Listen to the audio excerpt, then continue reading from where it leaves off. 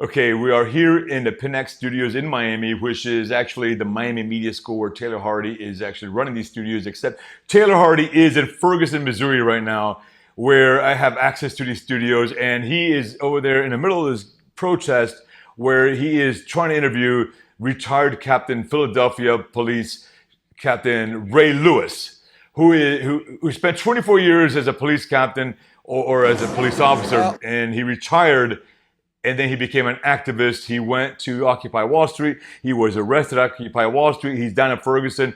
This guy has a lot of insight about police culture. He's a very outspoken critic of the militarization of police.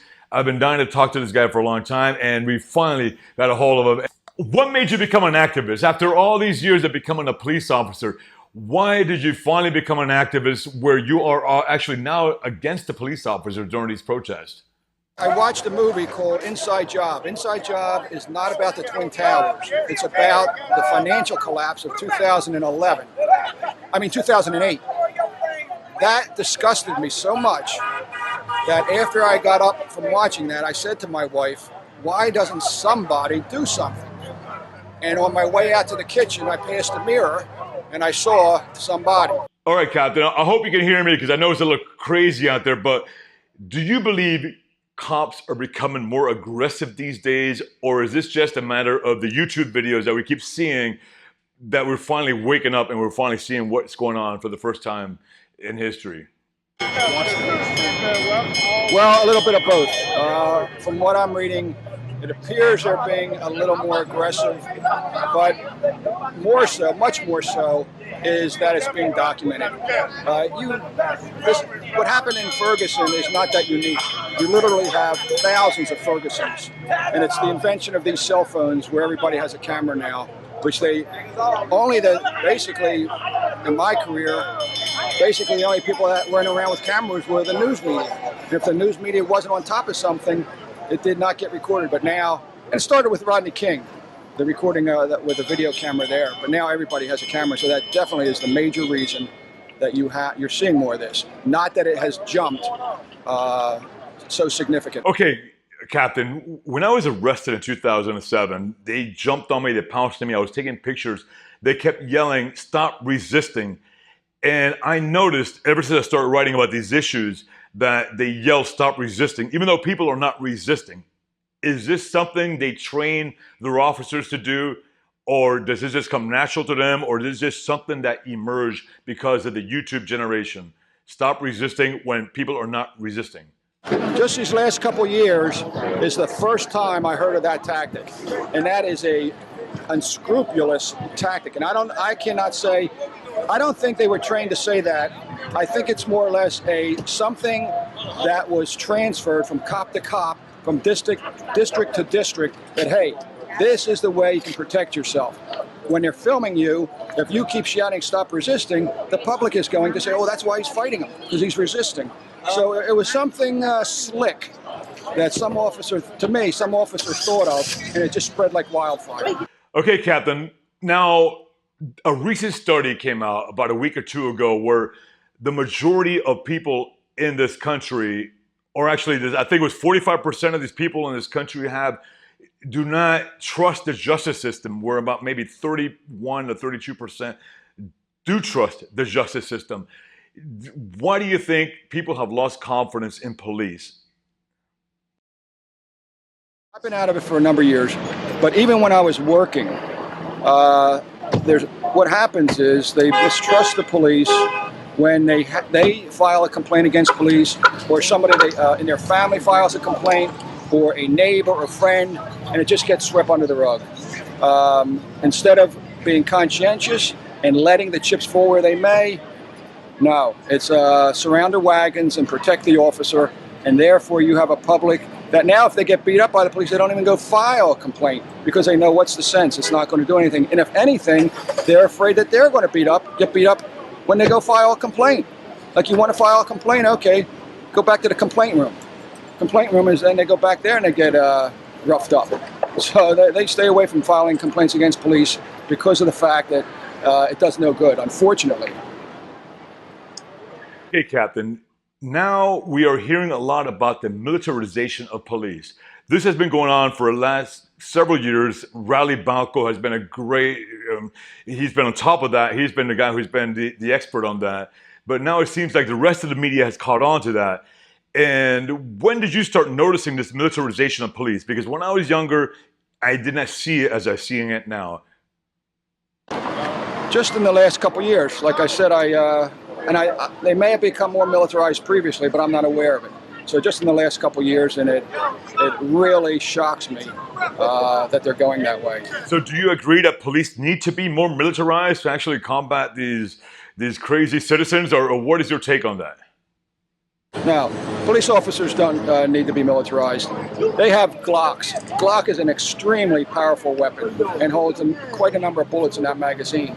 In fact, they went to such a powerful weapon because a number of years ago, a Philadelphia police officer was shot. I mean, a police officer shot an oncoming assailant 2 or 3 times, and it didn't stop him.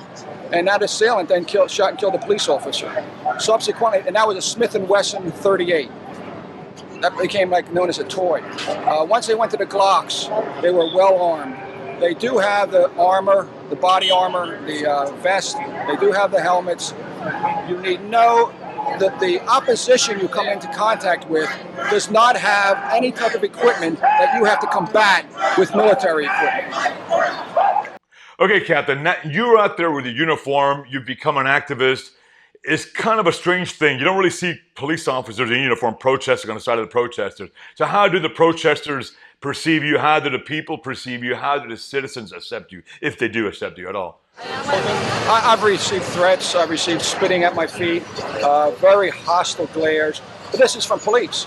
At protests, I don't receive this because when I'm at a protest, I'm supporting those protesters. But I take it you meant from the police. Correct. Yeah. Now, you spent 24 years as a cop. You were inside a thin blue line and you broke the brotherhood. How do your fellow cops perceive you? My fellow officers perceive me as a traitor, and they hate my guts. Okay, I know I've written so many stories that police reports are full of shit, to be very blunt. And in your opinion, how many police reports are just based on inaccuracies, lies, untruths? Obviously, the officer's report is written up to benefit his statement on the incident. The right to record cops has been established by several court decisions, except people are getting arrested left and right. We're always getting arrested. I've been arrested 3 times. Why do cops continue to arrest people for recording when it's been established that we have the right to record? The reason police still arrest people with cameras, even though they know they have a right to record, is the fact that nothing happens to them when they violate that law. And if nothing happens to you, you're going to try to protect yourself and your fellow officers from being recorded. A perfect example of that is the McDonald's down the street here, where 2 SWAT members arrested 2 journalists for being journalists. They were doing nothing wrong. In fact, I even spoke with the one from the Washington Post. They were taken out, they were held for 24 hours, they were never charged with a crime. Subsequently, the police made an illegal arrest. They were held for 24 hours, they were kept, and during those 24 hours, they were kept out of view of the police brutality or actions that were taking place. Now, I can guarantee you, nothing will happen to those 2 officers that illegally arrested those 2 journalists. Those 2 officers will not be given even the minimal verbal reprimand. And so if you can get away with something that you think protects you from being found committing police brutality, you're going to do it. And it seems like we have no recourse. The cops are not going to do anything about it. The politicians are not going to do anything about it. The media certainly is not doing anything about it. The mainstream media. What can be done to change this police attitude, to change police culture for the better? Well, the number one thing is you have to hold their bosses accountable. If an officer commits brutality, that sergeant, that lieutenant has to have some culpability. Because the lieutenant and sergeant are out there patrolling. If you hold their bosses accountable, I can guarantee you The bosses are going to make sure their officers are not doing anything illegal or committing any brutal acts, because they do not want to be held accountable. So they're going to make sure there's no reason for them to be disciplined. Okay, Captain. In the years I've been dealing with these cops, I've noticed there is a lack of empathy, a lack of compassion. It's like they don't care if they throw you in jail and they screw up your life. It's nothing to them. Now, are cops dehumanized, or does the police culture dehumanize people, or does it just attract those type of people? Oh, yes, it does, especially in the rough neighborhoods. And that's the other side of policing, and that people don't see. And I'm often criticized for criticizing the police department, but the public has to know that I worked in the bowels of Philadelphia for 19 years. And 10 of those years was as a patrol officer, where all you do is deal with negative incidents that put your life in danger, incidents where the people don't respect you. And so you're never respected when you go to these scenes of robberies, of domestic abuses, of knifings or shootings. And so you never really get respect in those communities, and that wears on you. It wears on your mind. That's why I feel that officers should be mandatorily transferred out of those districts and other officers put in. And I also am in big favor of mandatory counseling every year. An officer has to be mandatorily assigned to counseling. Okay, you spent 24 years as a police officer. I know you joined it because you wanted to make a difference. When did you realize something was wrong within that culture? I realized something was wrong. I was becoming hardened and desensitized when I hit a person an extra time after he had already submitted. Okay, Captain, what are the traits of a bad cop? How do you describe a bad cop? How can you spot a bad cop? They do not want to hire people that are too sensitive and here I think they make a mistake. There's a couple reasons there. Number one, they think if they hire somebody who's too sensitive, they won't be able to handle the blood and guts out on the street and the fighting and the brutality that they have to take part in, justified fighting and whatnot. And that person will then consequently quit. And they lost a lot of money on training. But that money they lose on training that officer is nowhere near the millions that they lose in lawsuits by hiring officers that are insensitive and can handle the blood and guts and can handle the daily problems that they encounter. So in the long run, you're actually losing a lot more money. The other thing with the insensitivity is the fact that they think they're power and force oriented, unfortunately. They're not community friendly oriented. It's still a military type of thinking. Many of your commanders are ex-military, are ex-Vietnam veterans, and what happened is they were looking for veterans. Now they're looking for Iraq veterans and Afghanistan veterans, because they even give them favor to join up. They give them favor by giving them extra points on the initial testing. And now you have military people joining the force who have a military mindset. And that military mindset consists of two major things that the police department likes. These officers are all ready and willing to take orders without asking any questions. Second, they have already been in battle. They've shown they're willing to go into battle and do whatever it takes. So the police department is looking for veterans. But then you run into the problem of getting people, veterans, that when they join the police force, they look at it like they're in the army still. And when they go into a neighborhood, they act like they're in an occupying country. Okay, Captain, we hear a lot about police unions. In my opinion, the police opinions are a lot like the mafia. I call it the blue mafia. What is your opinion on the police unions? Are they way too powerful or what? The Philadelphia Police Union, in fact, I have their letter with me right now. When I went down to Occupy Wall Street, I got two very disturbing letters. First one was the Philadelphia Police Commissioner Charles Ramsey. He's in office right now. I fortunately did not serve under him, but I also have his threatening letter, where he threatened me that he was going to take any and all, get that, any and all necessary action to protect the integrity of the uniform, to stop me from wearing it. Man, if that's not threatening wordage. So after that, I received a letter. It was also illegal, but it was a threat, by the way, an illegal threat against me, because I have every right to wear it. But my union, and I got a letter from the union informing me, and this is my own union that I paid dues to for 24 years, hundreds and hundreds of dollars. And the president is reporting that they received a complaint from the pension director. Hey, come on, man, stop that. That's the second time you did that. Yeah. Then I'll grab your sign. Get the hell out of here, man. Grab my fucking sign. What interrupted with my interview? Dirtball. Grab my sign. This is fucking freedom of speech. Yeah, I'm Fucking not recording. I don't want you like that. What's wrong with you? You fucking stupid outta here, ass bro. bitch. Get out of here, man. Get out of What's wrong here. with you, bro? Who is this, a cop? What the fuck's going on? Taking his side? A fucking puppet, a vehicle for the Okay. fucking Illuminati, which is fucking, Hang they on. want a new Put you world on order. camera 'cause you wanna be on camera. Hang on. Who's called for a new world Go order? ahead. Who's called for a Here's new my world Mr. order? Thing. Joe Biden. Who else? Out of here. Who else is called for a new world order? Fucking man. You're doing an interview. Don't you dare interrupt. Fuck you. Some fucking guy out there. You done? Man, yeah. All right. Thank you. Have a nice day, boss. Appreciate it. Puppet. You're a puppet. You're a bitch. I guarantee you, he's not from Ferguson. No.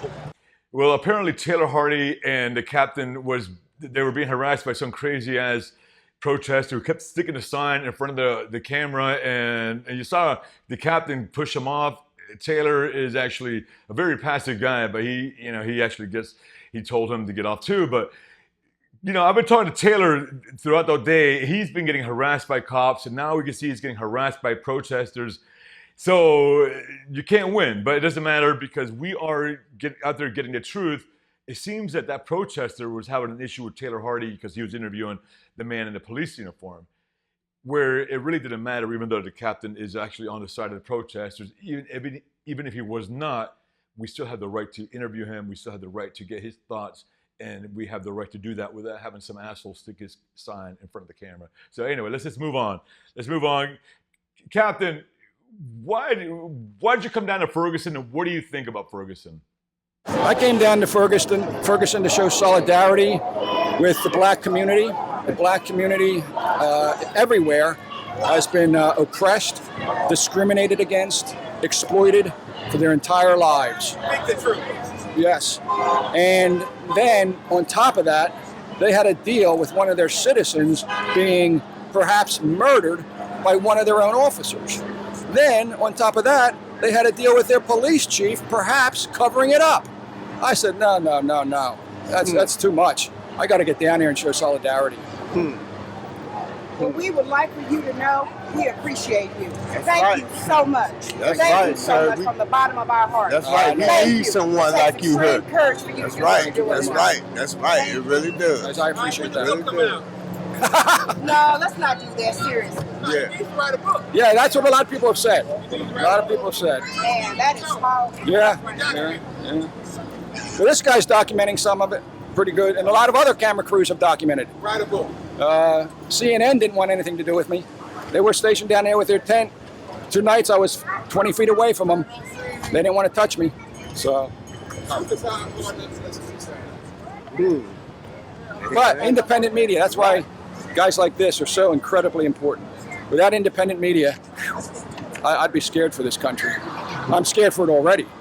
Captain, where did the police in Ferguson go wrong with this incident after the shooting of Michael Brown? You could not, if you tried to do something more wrong than what was done here, you couldn't come up with anything. This is the epitome of the way you handle a job wrong. Number one, he waited 6 days to come out with any information. That's, I'll be honest, I'm trying to think of the word that means the most unbelievable. And the word I would come up with is unfathomable. It's unfathomable after a citizen gets killed by one of your officers and you don't say anything for 6 days. You could not make that up.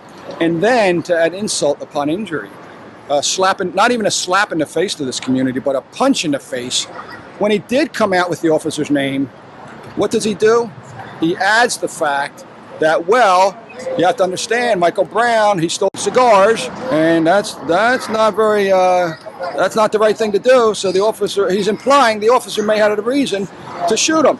That was so ignorant to tell this community to add those things together. And the community saw right through it, and the community's response was, "How dare you? We are not taking that." And the other thing, I saw right away what the problem was from a still photograph. That told me all I needed to know what the problem was. And it was and this was not down here, this was at home. It was a still photograph. I didn't hear one word he spoke, but the picture was of the Chief Jackson at a microphone. I think it was his second press conference. And what I saw in back of him was about 10 white police officers. That told me everything I had to know. Instead of having 10 white police officers, he should have had 10 black members of the community behind him. And after he was done speaking at the microphone, each one of them would take a turn to come up to the microphone and talk to the crowd and let them know, listen, we know Chief Jackson, he's always been square with us. We could always count on him to do the right thing. He's worked with us for 4 years. He's improved our community. We are going to give him time to do this investigation because we trust him. But he had not one single member of the community come up and give him support. That told me all I needed to know. That told me he never got out to community meetings. He never organized community meetings. He never went to any of the schools. He never went to any of the commemorative dinners for members of the community. He never went to funerals for prominent members of the community. He went into the back door in the morning and he left out of the back door in the afternoon. I can almost guarantee that. And here's another reason why I can almost guarantee that. You'd be surprised at how many people look at my sign, Ferguson residents, and they ask, who's Police Chief Jackson? That tells you all you need to know, because he was so out of the neighborhood. And what a police chief needs more than anything else, two things. A police chief needs love and compassion for the members of his community. And if you don't have that, you're not going to be concerned. Your officers are not going to be concerned. If you have those two things, that will spread down to your officers. So they did that wrong. And there's no transparency. Not being transparent was the biggest thing that they did wrong. All right, Captain, the final question is, how do people in Ferguson rebuild the trust with police, or how do we in this country, how do we regain trust with police? How do police regain our confidence? Well, you have to have a very involved community, a community that demands accountability. For instance, and you should have, every community should have what they call a civilian review board. That every complaint that comes into the police department also is given to the civilian review board. And the civilian review board is made up of members of the community. They get to see the complaint, and then they also get to see the actual investigation report by the Internal Affairs. And if they don't like it, they bring it up to the mayor. And the mayor holds jurisdiction over the police commissioner or the police chief. And subsequently, the mayor would be held ultimately responsible. The mayor would realize that if he upsets the civilian review board, that's going to get out to the public, and he will no longer be mayor. So you have to have a civilian review board in place that has access to the information the police are receiving, and decide on whether or not the Internal Affairs Department is handling a complaint properly. So as you saw, we have Taylor Hardy in Ferguson, Missouri, which was I would call it the ground zero of a lot of anti-police brutality sentiment. I believe is going to grow. I think we're going to see more of it as long as police officers continue killing people, which we know they will. And the people are upset. It's not really a black and white thing anymore, if it ever was, is the right to be free, the right to speak your mind, the right to take pictures, the right to live without being killed by police officers if you're not committing a violent crime.